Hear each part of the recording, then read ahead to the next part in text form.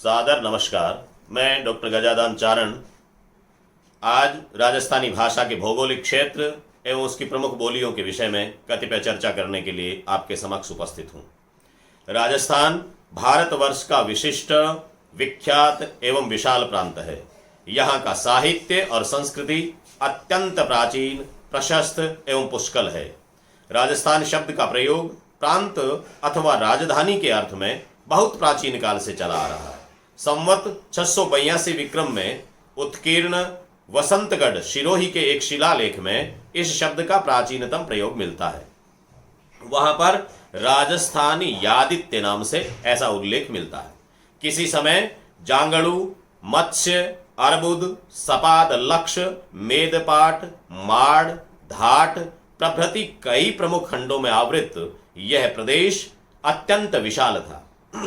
साहित्यिक समृद्धि एवं सांस्कृतिक सौष्ठव की दृष्टि से किसी समय यह प्रदेश समूचे भारत का प्रतिनिधित्व करता था। राजस्थान प्रांत राजपूताना नाम से प्रसिद्ध रहा है, किंतु इसका प्राचीन नाम मरु प्रदेश ही था।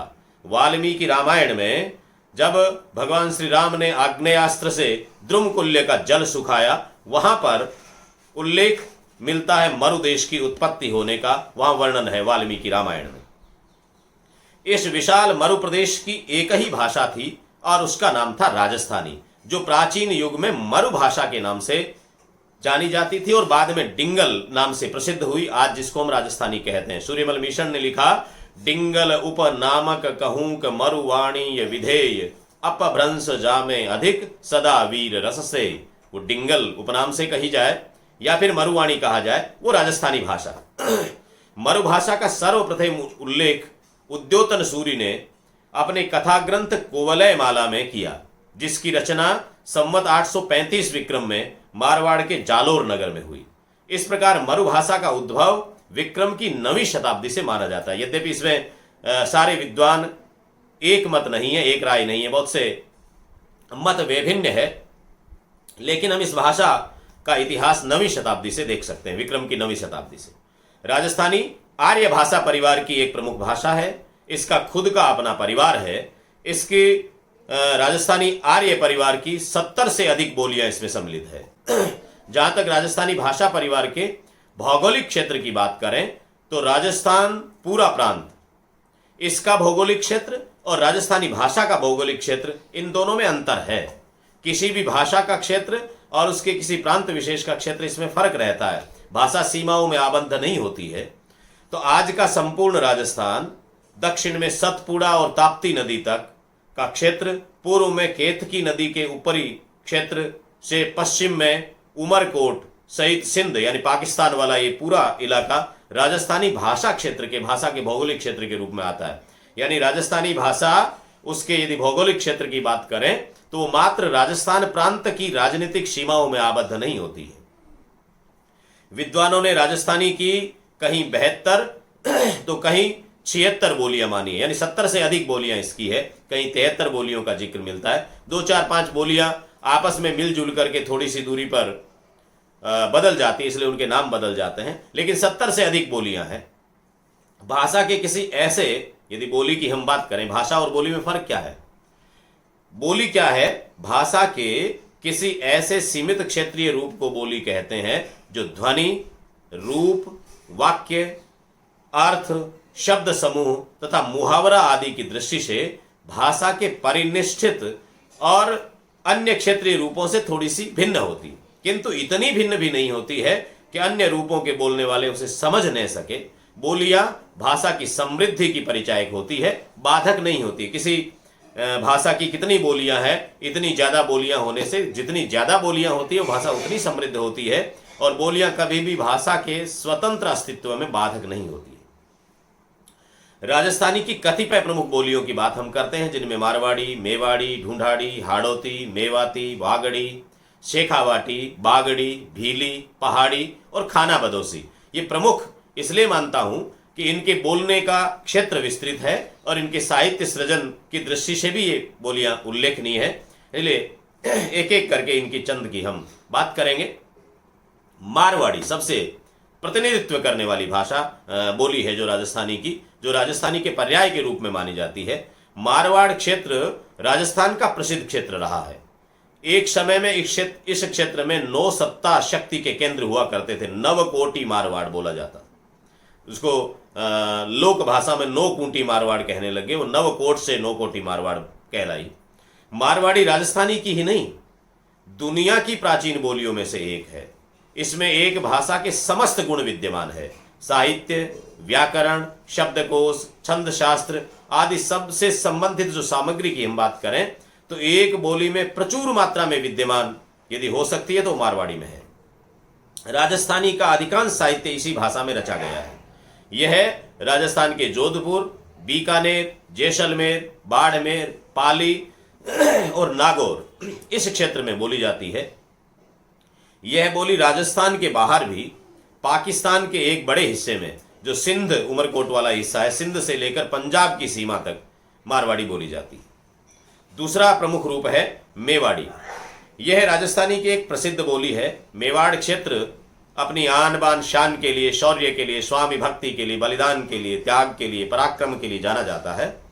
राजस्थान की पहचान मेवाड़ के कारण अनवी योद्धा वहां पर हुए। महाराणा प्रताप जैसे, बप्पा रावल की पूरी वंश परंपरा जहां से हुई है, जहां हाडी रानी है, जहां पर पन्ना है, उस क्षेत्र में बोली जाने वाली जो भाषा है, बोली है, वो मेवाड़ी है। इस क्षेत्र की बोली, इस मेवाड़ी में अकूत साहित्य लिखा गया। विभिन्न साहित्यकारों ने वहां वीर रस में, भक्ति रस में, श्रृंगार में रचनाएं लिखी गई। राजस्थान का जो उदयपुर, चित्तौड़गढ़, प्रतापगढ़, भीलवाड़ा ये क्षेत्र है, इसमें मेवाड़ी बोली जाती है। तीसरा रूप हम लेते हैं ढूंढाड़ी का। ढूंढाड़ क्षेत्र जयपुर के आसपास वाला क्षेत्र है, इसको ढूंढाड़ कहा जाता है और ढूंढाड़ में बोली जाने के कारण इस बोली का नाम ढूंढाड़ी है। माना जाता है कि पांडवों ने अपना अज्ञातवास का समय इस ढूंढाड़ में बिताया था। भीम की शादी भी यहीं हुई बताते हैं, और जहाँ लोहारगल का तीर्थ है वहां पर पांडवों के जो शस्त्र थे उनके गलने का प्रसंग मिलता है। ये क्षेत्र इस दृष्टि से ऐतिहासिक पौराणिक महत्व वाला क्षेत्र है। यहां पर आते आते अरावली पर्वतमाला का अंतिम क्षेत्र आ जाता है, फिर मरुस्थल शुरू हो जाता है। तो ढूंढाड़ छोटी छोटी पहाड़ियों के बाद में रेत के टीले टीबे आते हैं, उनको कुछ विद्वानों का मानना है कि ढूंढ कहते हैं, इसलिए ढूंढाड़ ये क्षेत्र आ गया। काफी साहित्य इसमें सृजित हुआ है। यह बोली जयपुर, दौसा और टोंक ये 3 जिलों में तो पूर्ण रूप से बोली जाती है। फिर इससे मिलते जुलते जिले जो पास में सीमावर्ती जिले हैं, सवाई माधोपुर उसका कुछ क्षेत्र और सीकर का कुछ क्षेत्र, इसमें भी ढूंढाड़ी बोली जाती है। अगला रूप है हाड़ौती। हाड़ौती कोटा, बूंदी, झालावाड़ इस क्षेत्र को हाड़ौती कहते हैं। राजस्थान का ये एक क्षेत्र है। और ये हाड़ौती बोली की जहां तक बात करें तो ये एक बहुत विशिष्ट बोली है। इसका साहित्य अपने आप में उल्लेखनीय है। सवाई माधोपुर के कुछ क्षेत्र में भी ये हाड़ौती बोली जाती है। हाड़ौती का लोक साहित्य बहुत समृद्ध है। यहाँ के लोकगीत, कहावतें, लोकोक्तियां, रासा, पढ़, पवाड़े, ऐसा साहित्य यहाँ पर बहुत मिलता है। और वर्तमान काल में आधुनिक राजस्थानी साहित्य की बात करें, मंचीय कविता की बात करें, गीत की बात करें, गेय रचनाओं की बात करें, तो भी हाड़ौती में प्रचुर मात्रा में साहित्य लिखा जा रहा है। एक विशिष्ट बोली के रूप में हाड़ौती को पढ़ा जाना चाहिए। वागड़ी अगला रूप है राजस्थानी का। गुजरात की सीमा से जुड़ा राजस्थान का जो बांसवाड़ा डूंगरपुर जिला है, ये वागड़ क्षेत्र कहलाता है और वहां बोली जाने वाली बोली वागड़ी है।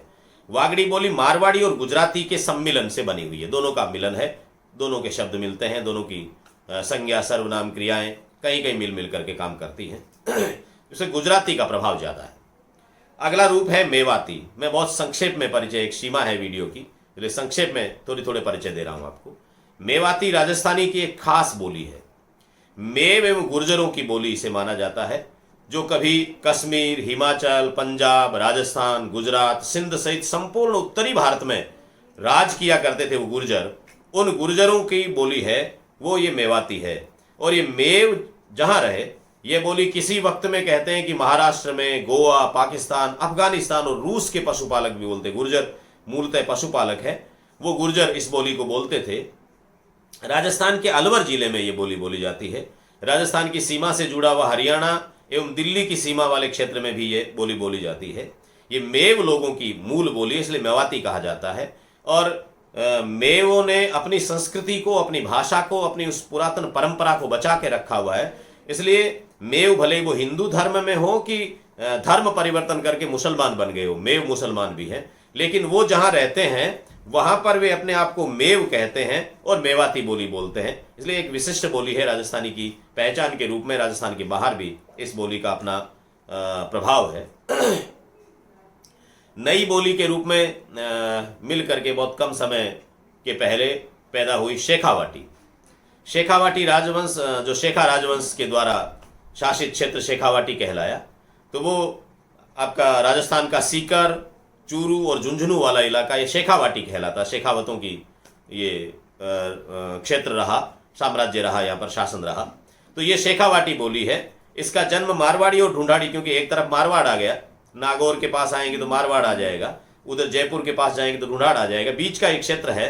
इसलिए मारवाड़ी और ढूंढाड़ी का सम्मिश्रण होकर के शेखावाटी बोली बोली गई है। यद्यपि पुराने रचनाओं में, पुरानी मोतीलाल मेनारिया आदि ने जहाँ लिखे हैं वहाँ पर अलग से शेखावाटी को बोली नहीं माना उन्होंने, विशिष्ट बोलियों के रूप में। लेकिन आजकल इसका प्रतिनिधित्व हो गया और इसमें साहित्य सृजित होने लगा, इसलिए शेखावाटी को भी एक बोली के रूप में, प्रसिद्ध बोली के रूप में हम मानते हैं। बागड़ी, वागड़ी का हमने जिक्र किया। वागड़ क्षेत्र तो पहले बात हमने की। ये बागड़ी भी एक बोली जो ये हमारा सीमावर्ती जिले श्रीगंगानगर, हनुमानगढ़, यहाँ पर बोली जाने वाली बोली बागड़ी। वैसे तो मारवाड़ी का क्षेत्र ही है, लेकिन चूंकि पंजाब और हरियाणा का संपर्क इससे गंगानगर, हनुमानगढ़ जिले से रहा, तो इसलिए पंजाबी के शब्द भी आ गए, हरियाणवी के शब्द भी आ गए। तो मारवाड़ी के साथ में पंजाबी और हरियाणवी का मिश्रण होकर के ये बागड़ी एक बोली, ये जांगलू क्षेत्र है, जंगल क्षेत्र, ये बागड़ी इस क्षेत्र को ही कहते हैं। इसमें बोली जाने वाली बोली ये बागड़ी कहलाती है। राजस्थानी भाषा अपनी समृद्धि के लिए, अपने साहित्य के लिए, अपने शौर्य औदार्य के लिए यहाँ का वर्णन इस भाषा में प्रचुर मात्रा में हुआ। यहाँ की डिंगल पिंगल की अपनी एक विशिष्ट पहचान है, यहाँ का साहित्य विशिष्ट साहित्य है। लोक साहित्य में एक समृद्ध परंपरा यहाँ की है। वो आधुनिक साहित्य हो कि प्राचीन और मध्यकालीन साहित्य की बात करें, ये एक विशिष्ट भाषा है। इसकी बोलियां अपने आप में समृद्ध बोलियां हैं। विद्वानों से हमारा आग्रह रहेगा कि राजस्थानी भाषा और उसकी बोलियों पर जो भाषा वैज्ञानिकों ने काम किए हैं उनकी दृष्टि से देखने की आवश्यकता है। राजनीतिक उदासीनता की शिकार इस भाषा के साहित्य को, इसके भाषा वैज्ञानिक स्वरूपों को, इसके शब्दकोश को, इसकी बोलियों के वैशिष्ट्य को अध्ययन की दृष्टि से वैशिष्ट्य प्रदान करना चाहिए, ऐसा मेरा आग्रह है। एक वीडियो की अपनी सीमाओं को ध्यान में रखते हुए मैं अपनी बात को यहीं विराम देता हूं। बहुत बहुत धन्यवाद। जय हिंद, जय भारत, जय राजस्थान, जय राजस्थानी।